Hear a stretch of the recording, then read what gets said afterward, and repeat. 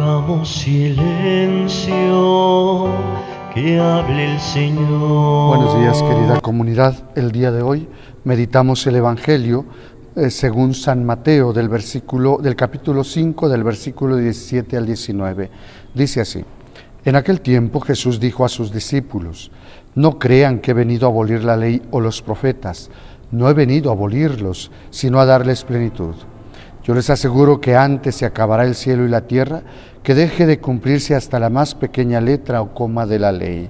Por lo tanto, el que quebrante uno de estos preceptos menores y enseñe eso a los hombres, será el menor en el reino de los cielos.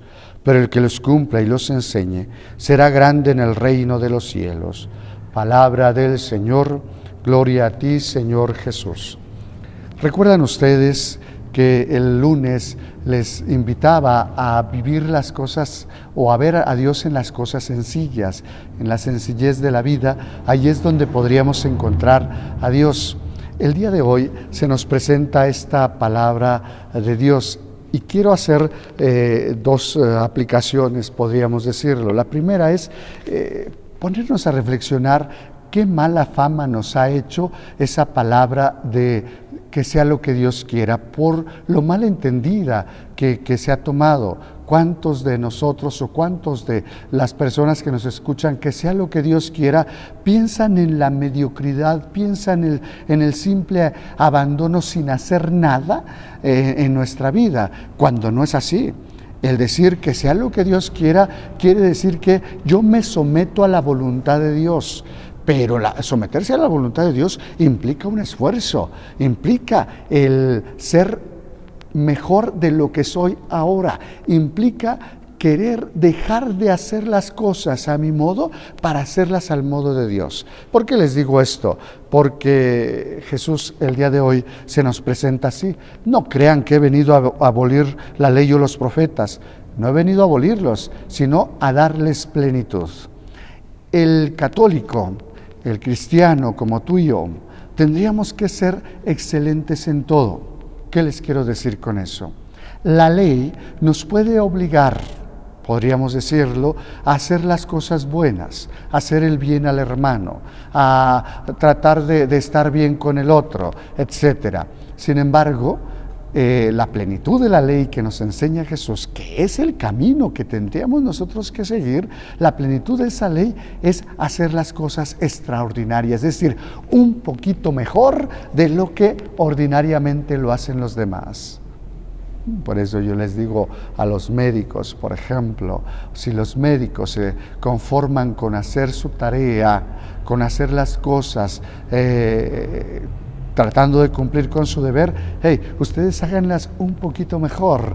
¿Cómo es eso? Cumplan con su deber y aparte tengan actitudes cristianas que los hagan tan diferentes a los otros, pero tan parecidos a Dios. Lo mismo con los sacerdotes están consagrados al Señor, por lo tanto las cosas no tendrían que ser a medias, sino que tendría que esforzarse día con día en ser mejor.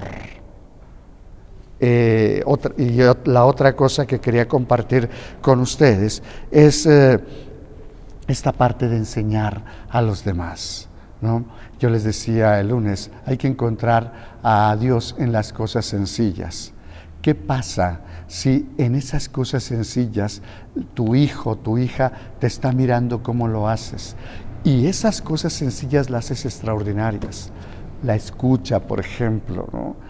Te pones a platicar con tu hijo, con tu hija, y lejos de tener el celular ahí a un lado, lo haces a un lado, para ver quién te llama y contestar el mensaje, lo dejas en un lado de tal manera que tu hijo, tu hija se sientan tan escuchados que puedan decir: soy más importante para mi padre o para mi madre que cualquier cosa, cualquier llamada que pueda recibir en este momento.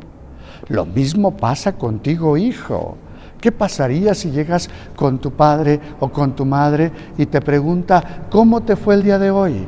Y haces a un lado el Facebook o el mensaje, el WhatsApp, y te pones a contestarle y a platicarle a tu mamá.